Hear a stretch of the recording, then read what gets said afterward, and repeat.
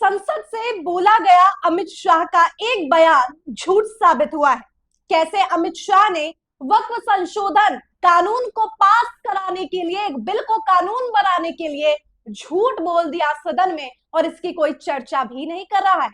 नमस्कार, मेरा नाम है मेघा और आप देख रहे हैं पीआरबी न्यूज। आज इस वीडियो में चर्चा करेंगे उस झूठ की जिस झूठ को खुद गृह मंत्री द्वारा देश की संसद में बोला जाता है और इस पर कोई चर्चा भी नहीं कर रहा है। वक्फ संशोधन बिल को कानून बनाने के लिए किस प्रकार का झूठ सदन से पेश किया जाता है और इसकी कोई फैक्ट चेक करना जरूरी नहीं समझता।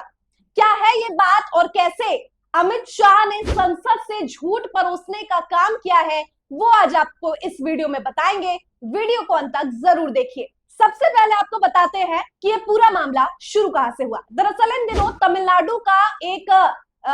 गांव जो है वो खासा चर्चा में है।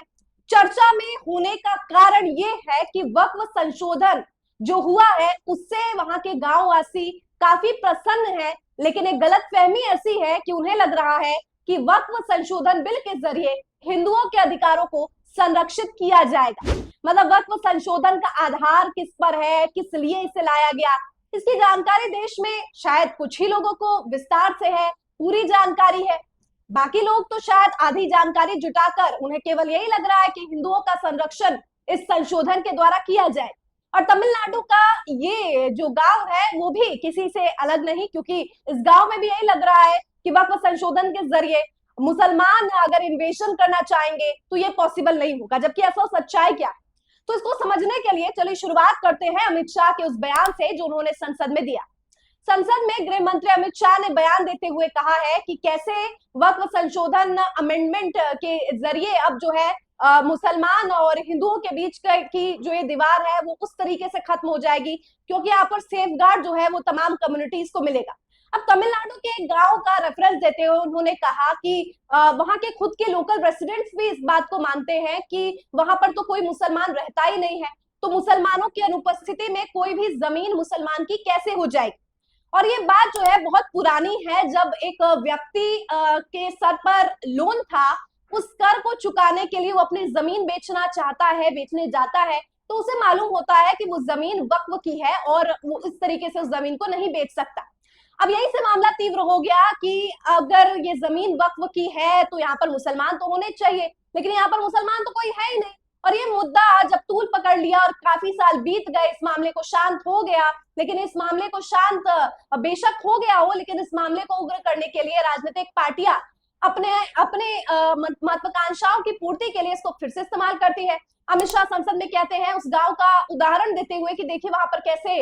वक्फ की प्रॉपर्टी उस जगह पर निकलती है जहां पर मुसलमान रहते भी नहीं है। जबकि असल सच्चाई है दोस्तों की ये बात कबूली गई है और बताया गया है कि 18वीं शताब्दी में एक क्वीन द्वारा, एक रानी द्वारा पूरी जमीन जो है वो वक्फ में इसलिए दे दी गई थी, शर्त पर दे दी गई थी कि वहां पर मंदिर को हाथ भी नहीं लगाया जाएगा, तोड़ना तो दूर की बात। और इस बात को काफी अरसा बीत गया है, लेकिन अभी तक उस जमीन पर मंदिर सुरक्षित है। मुसलमानों ने किसी भी प्रकार का उग्रता नहीं की है, किसी भी प्रकार से क्षति मंदिरों को नहीं पहुंचाई। तो ये बात अपने आप में इस बात को प्रमाणित करता है कि जिस कारण से आप वक्फ संशोधन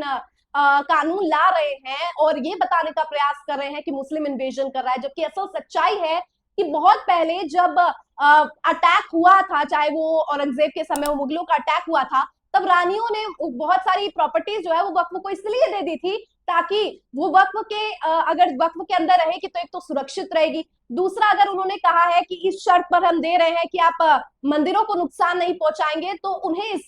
बात की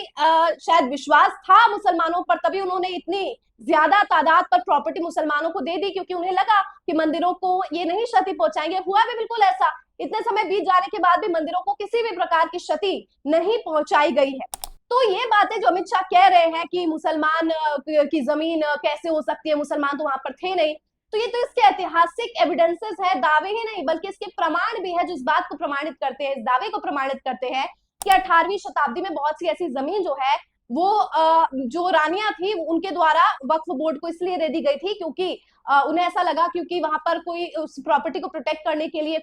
कोई सक्सेसर था नहीं, आगे आने वाला जो पीढ़ी है वो नहीं था, ना उनके पति थे, तो उन्हें लगा कि वक्फ में देना सबसे ज्यादा सुरक्षित होगा। और इस बात को, इस विश्वास को कायम रखने का काम भी वक्फ बोर्ड ने किया है, किसी भी मंदिर को किसी भी प्रकार की क्षति नहीं पहुंचाई है। मतलब संसद में आप देश को बांटने के लिए, सामाजिक सौहार्द बिगाड़ने के लिए हिंदू मुसलमान करते हैं, वक्फ संशोधन बिल अगर आप ला रहे हैं तो इसमें कुछ सटीक उदाहरण दीजिए ना, जिससे समझ आए कि कैसे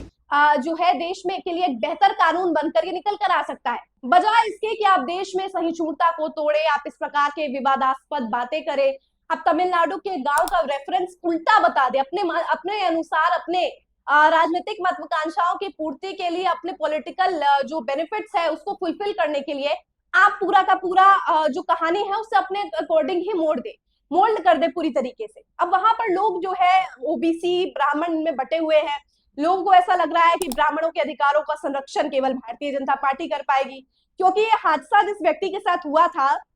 जिसकी जमीन वक्फ की थी, उसे पता ही नहीं था, वो व्यक्ति ओबीसी कैटेगरी से आता था, तो लोग वहां पर मानते हैं कि ओबीसी कैटेगरी का वो था, इसीलिए सरकार ने इसे तुरंत सुलझाने का काम किया है। अगर वो किसी और समुदाय का होता या अगर वो ब्राह्मण होता तो इस बात को सुलझाया नहीं जाता। मतलब तमिलनाडु में सबसे उस जगह में सबसे पहले तो रेसिज्म को और रिलीजियस बेस पर या धर्म के अंदर जिस प्रकार से कास्टिज्म है उसको उसके उसके मतभेद सुलझाने की जरूरत है। वहां पर लोगों को लग रहा है ओबीसी लोगों की सुनवाई जल्दी होती है, ब्राह्मणों का कल सुनने वाला है नहीं, और इसलिए भाजपा पर उन्हें उम्मीद है कि भाजपा आएगी तो हमारी समस्या सुलझा देगी। वक्फ संशोधन बिल के जरिए हिंदू को तो होगा ही फायदा, लेकिन हिंदुओं से ज्यादा, मतलब हिंदू से ज्यादा एज अ ब्राह्मणिज्म को प्रमोट करने की बात कही जा रही है। तो समझिए यहाँ पर कि कैसे एक राज्य के गांव में कास्टिज्म इतने चरम सीमा पर है, लेकिन उस पर चर्चा नहीं हो रही है। और जिन मुसलमानों ने मंदिरों को प्रोटेक्ट करने का काम किया है, उनकी तारीफ करने की बजाय आप उन्हें संसद में बैठकर बदनाम कर रहे हैं। तो ये तमाम चीजें बताती है कि कैसे देश में सामाजिक सौहार्द को बिगाड़ने का काम संसद से ही शुरू होता है।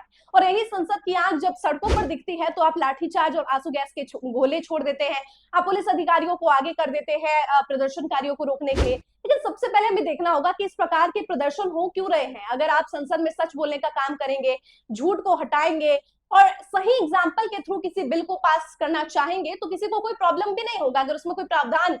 गैर स्वतंत्रता या किसी की मौलिक अधिकार नहीं छीन रहे हो। बट यहाँ पर साफ तौर पर धार्मिक स्वतंत्रता